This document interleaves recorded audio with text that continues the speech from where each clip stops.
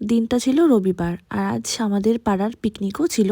তো ওই জন্য আজকে যেহেতু রান্না বান্না তেমন ছিল না, তাই ভাবলাম সকাল থেকে একটু আস্তে ধীরেই কাজ করি।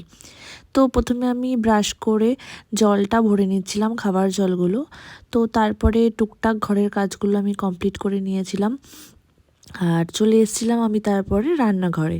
আর রান্নাঘরে এসে তো প্রথম কাজ থাকে একটু চা বানানো, আর চাটা না খেলে তো একদম দিনটা ভালো যায় না। আর যা বাসি বাসন থাকে সেগুলো আমি একবারে পরিষ্কার করে নিয়ে চাটা বসিয়ে নিই আগে।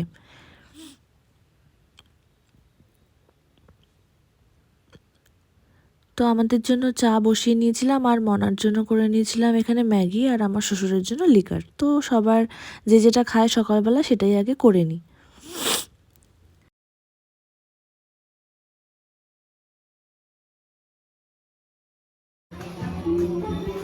তো তারপর আমি চলে এসেছিলাম সকালের টিফিনটা খেতে। তোকে এখনো খেতে দেয়নি? না না, আরে বুঝিস না, আমাকে ডেকে নিয়েছে মাইকে অ্যানাউন্স করে, বলছে সাথীমণি এসে খেয়ে যাও।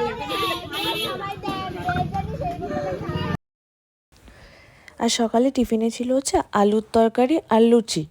আর খাওয়া দাওয়া করে বাড়িতেও চলে এসেছিলাম, কারণ বাড়িতে আমার একটা পার্সেল এসেছিলো, ফোন করেছিল, তাড়াতাড়ি করে চলে এসেছিলাম। এসে আমি ওটাকে আনবক্সিং করে নিয়েছিলাম। আর আমি প্রত্যেকবারই এরকম অনলাইনে সমস্ত প্যাকেট খুলে দেখে আমি উল্টো দিক থেকে খুলছি।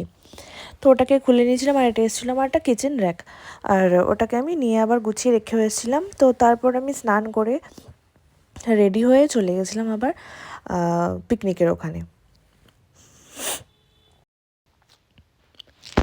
আর দুপুরের মেনুতে ছিল ডাল, ভাত, চিকেন, আর হচ্ছে বাঁধাকপির তরকারি ছিল, আর তার সাথে ছিল হয়তো চাটনি। আর শীতকাল পড়ে গেছে মানেই এখন পাড়ায় পাড়ায় পিকনিক স্টার্ট হবে। আর তোমাদের কাদের কাদের পাড়ায় এরকম পিকনিক হচ্ছে বা তোমরা কোথায় পিকনিকে যাচ্ছ, সেটা কিন্তু অবশ্যই কমেন্ট বক্সে জানাতে ভুলো না।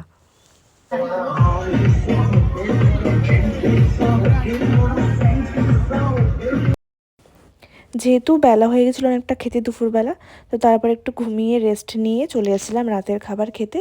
আর রাতের মেনুতে ছিল গরম গরম ভাত, গরম ডাল, পাঁপড় ভাজা আর ডিমের ঝোল। তো আজকের ব্লগটা এখানেই শেষ, দেখা হচ্ছে নেক্সট ব্লগে।